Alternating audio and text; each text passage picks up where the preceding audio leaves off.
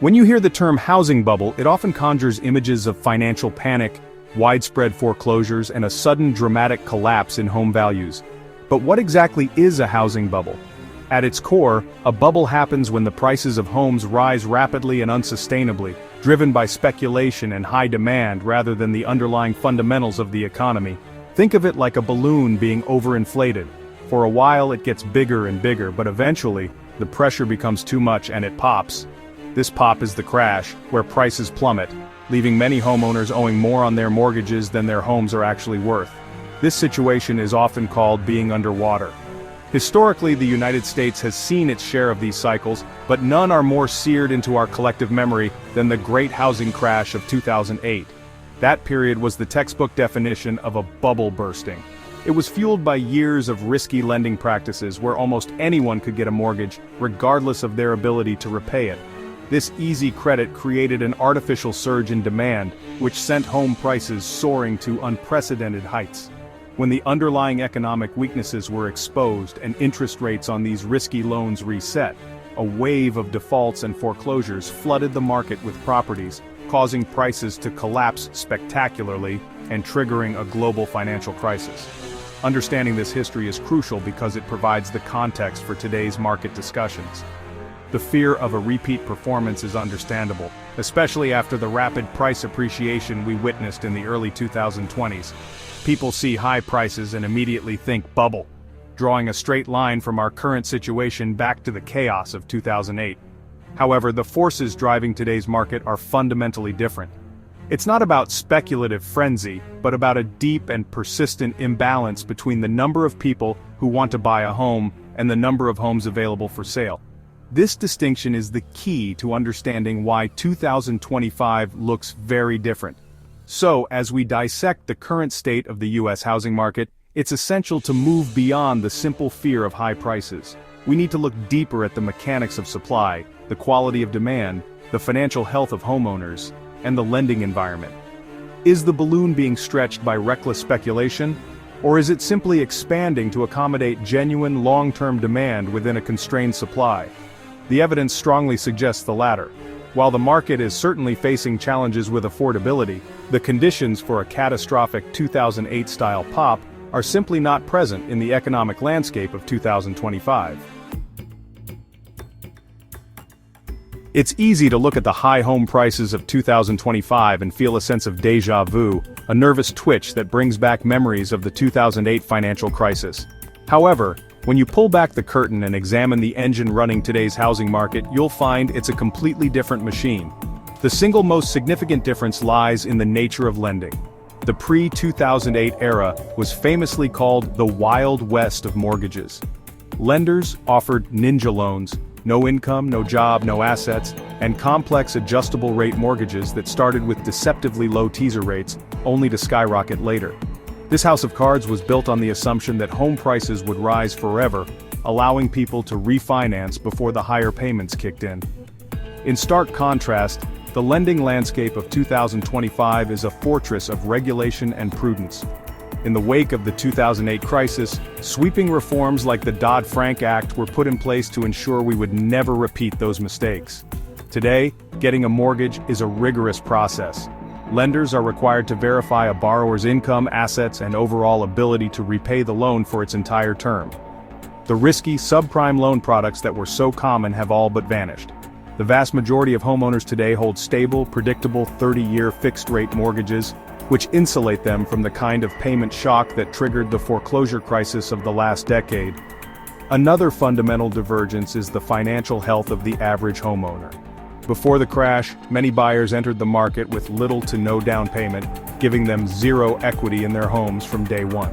When prices began to fall, they were immediately underwater, making it easy to walk away. Fast forward to 2025, and the situation couldn't be more different. The average American homeowner is sitting on a mountain of equity, with collective home equity exceeding $30 trillion. The typical homeowner with a mortgage has over $300,000 in equity, providing a massive financial cushion that makes a wave of foreclosures and distressed sales highly improbable. Finally, let's talk about the sheer volume of homes on the market. In 2008, The bubble was inflated by a glut of new construction and speculative buying, leading to a massive oversupply of homes. When the crash hit, the market was flooded, and there were far more sellers than buyers. Today, the opposite is true. We are in the midst of a severe and prolonged housing shortage. There simply aren't enough homes to go around, a topic we will explore in more detail. This fundamental imbalance between low supply and high demand creates a floor under home prices, preventing the kind of free fall we saw in 2008. Comparing the two periods is like comparing apples and oranges. They share the label of housing market, but their core ingredients are worlds apart. The core story of the 2025 housing market isn't one of a speculative bubble. It's a straightforward tale of supply and demand, or more accurately, a lack of supply. For more than a decade, the United States has been underbuilding homes relative to population growth and household formation. The 2008 crash had a chilling effect on the construction industry, leading to a lost decade of home building. Many smaller builders went out of business, and a skilled labor shortage developed that persists to this day. The result is a deep structural housing deficit estimated to be somewhere between 2.3 and 6.5 million units nationwide. This isn't a temporary blip, it's a long-term problem. This chronic shortage creates intense competition for the few homes that do come up for sale. In a balanced market, there is typically about 6 months' worth of housing supply available. This means that if no new homes were listed, it would take 6 months to sell all the existing inventory. In stark contrast, as of mid-2025, the market has been hovering around a much tighter supply level. While it has improved slightly from the frantic lows of the pandemic, inventory remains well below what is needed to satisfy demand. This scarcity is the primary reason why home prices have remained so resilient, even in the face of higher mortgage rates. When multiple buyers are vying for a single property, prices naturally get pushed upward. Recent data from this year continues to paint a clear picture of this imbalance. While the pace of price growth has moderated from the double-digit frenzy of 2021 and 2022, values are not collapsing.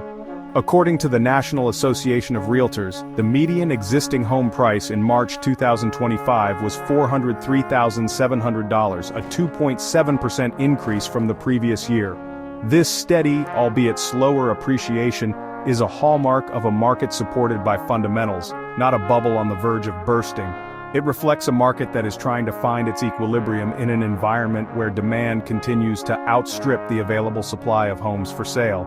Looking ahead, there is no quick fix for this supply problem. Increasing the housing stock takes years of sustained effort from builders, favorable zoning regulations from local governments, and a stable economic environment. While new construction is picking up in some areas, it's not happening at a pace that can quickly erase a decade-long deficit. This means that the dynamic of low inventory is likely to remain a defining feature of the U.S. housing market for the foreseeable future. It acts as a powerful buffer, making a nationwide price crash exceptionally unlikely because there simply aren't enough homes to go around for everyone who wants one.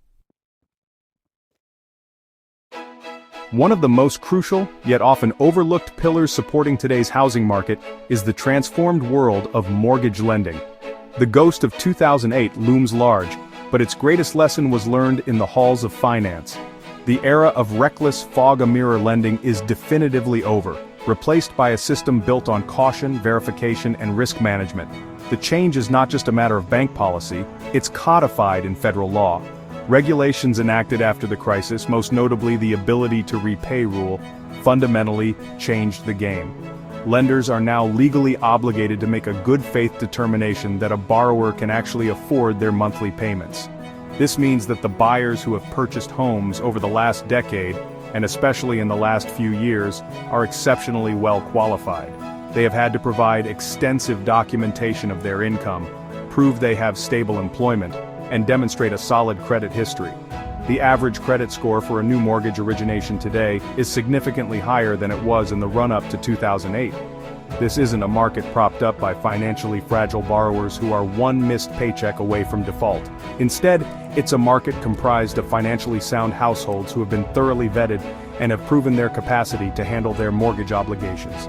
Furthermore, the very nature of the loans themselves provides a powerful layer of stability.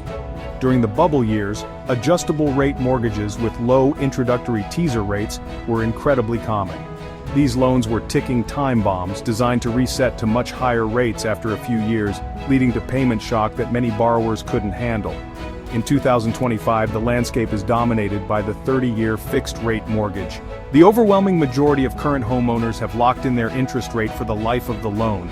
This means that even as the Federal Reserve adjusts rates, their monthly principal and interest payment remains unchanged, providing predictability and security. This new lending environment effectively removes the primary trigger for the last housing crash. A wave of mass foreclosures is what floods the market with distressed properties, creating a downward spiral in prices. But that can't happen when borrowers can comfortably afford their payments. While foreclosure activity has seen a slight uptick from historic lows as pandemic-era protections have expired, the numbers remain far below crisis levels.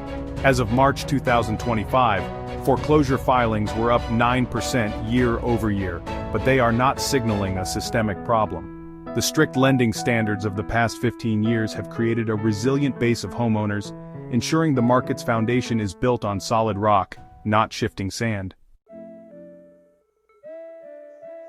Beyond strict lending and low supply, there is another powerful force acting as a bulwark against a housing market collapse: homeowner equity. So, equity is basically the difference between what a home is worth and what the owner owes on their mortgage. It's the portion of the home that the owner truly owns, free and clear. In the years leading up to 2008, many buyers entered the market with zero down payment loans, meaning they had no equity cushion at all. When prices dipped even just a little, they were immediately underwater, owing more than their home was worth. This created a strong incentive to simply walk away from the property, which really contributed to the foreclosure crisis. But today the situation is the polar opposite. Thanks to years of steady price appreciation and more responsible lending that requires down payments, American homeowners are sitting on a staggering amount of wealth. The total amount of homeowner equity in the United States has soared to record levels, providing a massive financial safety net. For the average homeowner with a mortgage, this translates to hundreds of thousands of dollars in equity. And this wealth doesn't just look good on paper, it provides crucial flexibility and protection in times of financial hardship. It acts as a powerful shield against a potential crash. This massive equity cushion really changes the calculus for a homeowner facing financial trouble. Instead of facing foreclosure as the only option, a homeowner with significant equity has a variety of alternatives. They can sell their home, pay off the mortgage, and likely walk away with a substantial amount of cash. They could also tap into their equity through a home equity loan or line of credit to cover emergency expenses or pay off other debts. This optionality prevents the kind of distressed sales that pull down neighborhood property values. It means that even if someone loses their job, they're not forced into a fire sale that hurts the broader market. The data really underscores this reality. The number of equity-rich homeowners, those who have at least 50% equity in their properties, is incredibly high. Conversely, the number of homeowners who are seriously underwater is at a historic low. This is a critical indicator of market health. A market where owners have a significant financial stake in their properties is inherently more stable than one built on high-leverage, low-equity loans. This homeowner wealth is a key reason why economists and market analysts are not predicting a 2008-style implosion. The financial foundation of the American homeowner is simply too strong to crumble. While we've focused heavily on supply, lending, and equity, the other side of the equation, demand, is just as important. The demand for housing in 2025 isn't speculative or fleeting. It's driven by powerful and honestly pretty predictable demographic forces. The primary engine of this demand is the millennial generation. As the largest generation in U.S. history, millennials are now squarely in their prime home-buying years, typically ranging from their early 30s to their early 40s. This massive cohort is moving through life stages that traditionally trigger home purchases, getting married, starting families, and seeking more space. This demographic wave has been building for years and, well, it's not expected to recede anytime soon. Unlike the demand seen before 2008, which was partly fueled by investors and speculators seeking quick profits, today's demand is overwhelmingly from primary home buyers looking for a place to live. These are people who need shelter and are making long-term decisions for their families. This creates a stable and persistent base of demand that is less susceptible to market whims or interest rate fluctuations. Even with mortgage rates hovering in the 6 to 7% range in 2025, the underlying need for housing from this generation remains incredibly strong. Adding to this pressure is the arrival of the next major demographic group, Generation Z. The oldest members of Gen Z are now in their mid to late 20s, and they're beginning to enter the housing market in greater numbers. This means that just as the peak of millennial demand might start to level off, a new wave of millions of potential buyers is right behind them. This one-two punch of two massive generations moving into their home-buying years ensures that demand will remain a powerful market force for at least the next decade, providing a continuous stream of buyers to absorb available inventory. This sustained demographic demand creates a fundamental support system for home prices. It's a key reason why, even with affordability challenges, we haven't seen a significant drop in buyer interest. The desire for homeownership remains a core part of the American dream for these generations, and they are actively competing for a limited number of homes. This isn't a bubble created by easy money, it's a housing market shaped by the simple, powerful reality of millions of people needing a place to call home. This demographic tailwind is a crucial factor that distinguishes the current market from any previous cycle. One of the most unique and powerful forces shaping the 2025 housing market is a phenomenon often referred to as the lock-in effect or golden handcuffs. This describes the situation for the vast majority of current homeowners who refinanced or purchased their homes during the pandemic era, securing historically low mortgage rates, many below 3 or 4%. As of today, August 14, 2025, the average 30-year fixed mortgage rate is hovering around 6.74%. This creates a massive financial disincentive for existing homeowners to sell their homes and move. Why? Because moving would mean trading a comfortably low monthly payment for a new one that could be double the cost for a similarly priced home. This effect has a profound impact on housing inventory.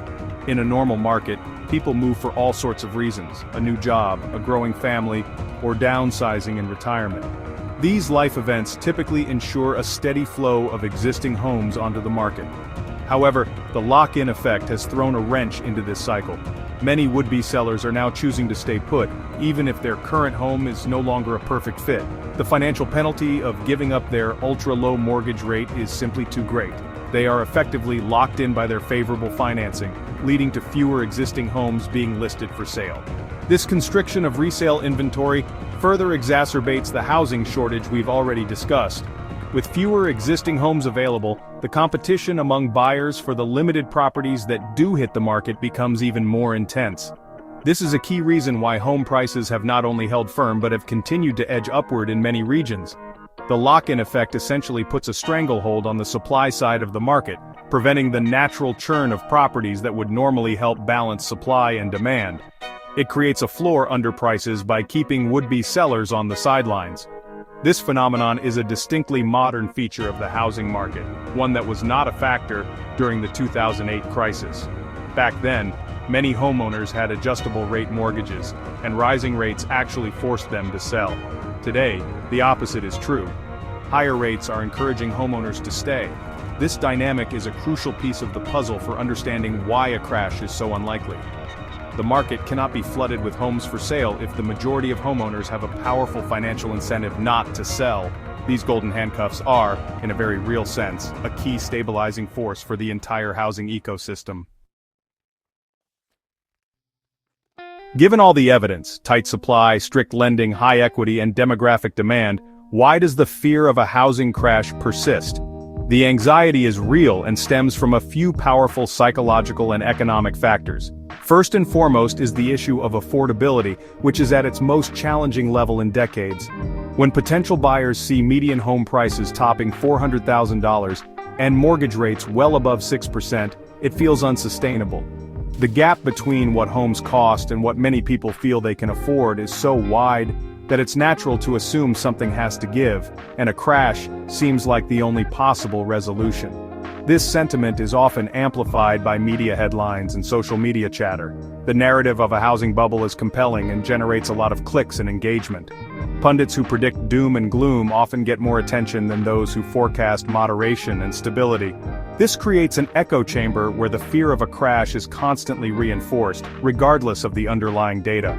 A December 2024 survey highlighted this disconnect perfectly.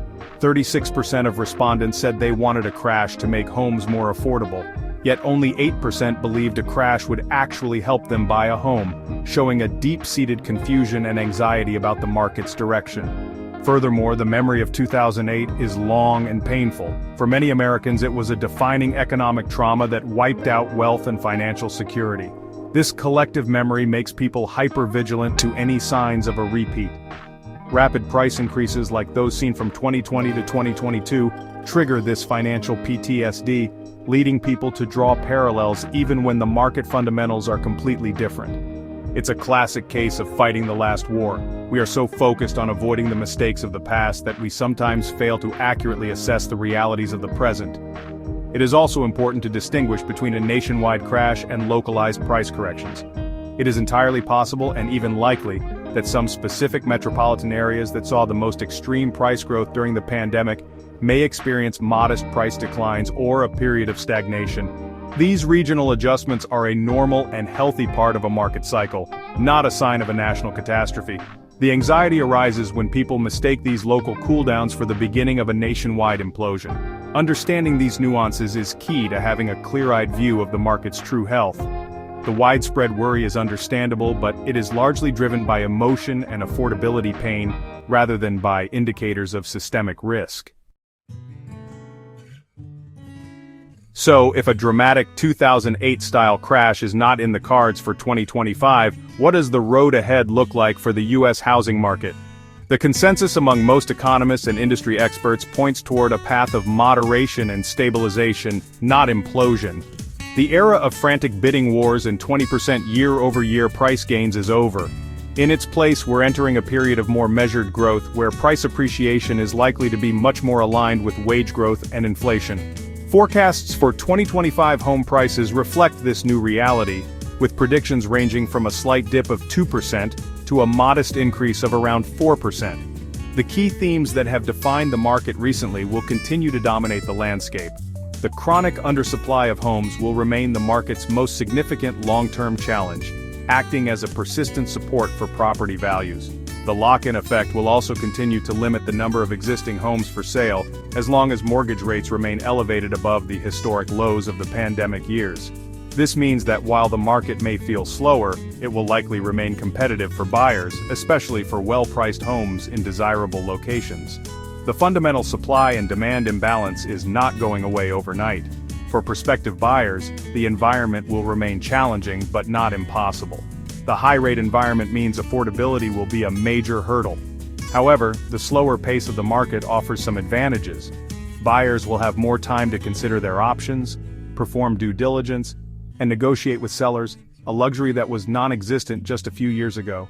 The key will be financial preparedness. Having a strong credit score, a solid down payment, and a realistic budget will be more important than ever. The market will favor patient, well-qualified buyers over those looking to make a rushed, emotional purchase. In conclusion, the narrative of an impending housing market crash in 2025 is not supported by the facts. The market is standing on a foundation of well-qualified borrowers, record-high homeowner equity, persistent demographic demand, and a severe long-term housing shortage.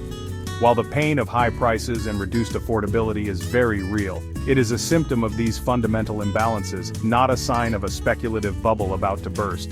The future of housing points not to a collapse, but to a gradual return to a more balanced, sustainable market, a slow and sometimes frustrating normalization, but a stable one nonetheless.